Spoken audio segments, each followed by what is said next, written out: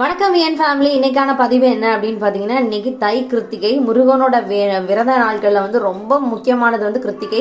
அதிலே தை கிருத்திகை ரொம்ப சிறப்பான நாள் அப்படின்னு சொல்லியிருக்கோம்.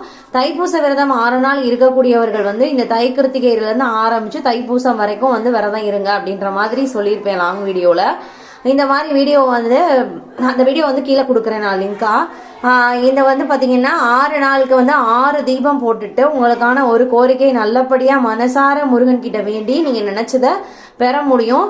அதனால தான் இந்த தைப்பூச விரதத்தை வந்து ரொம்ப சிறப்பான விரதமாக எல்லாருமே சொல்லிட்டு இருக்காங்க. இன்னைக்கு வந்து நான் என்ன பார்த்துருக்கேன், நெய்வேத்தியம் படைச்சிருக்கேன்னு பார்த்தீங்கன்னா, நான் விரதத்துக்கு என்ன ரெகுலராக படைக்கிறேனோ அதே சாப்பாடு தான். சாப்பாடு, சாம்பார், ரசம் அந்த மாதிரி அதை வந்து நான் முருகனுக்கு படைச்சிட்டு நைவேத்தியெல்லாம் முடிச்சுட்டேன். நான் முருகனோட அருள் எல்லாருக்குமே கிடைக்கணும், நீங்கள் நினச்சது நடக்கணும் அப்படின்னு சொல்லிட்டு நான் வேண்டிக்கிறேன். கேட்டதை வந்து நீங்கள் எளிமையாக பெறணும் அப்படின்னா தைப்பூச விரதம் இருந்து நீங்கள் வந்து நல்லபடியாக முருகன்கிட்ட பெற முடியும்.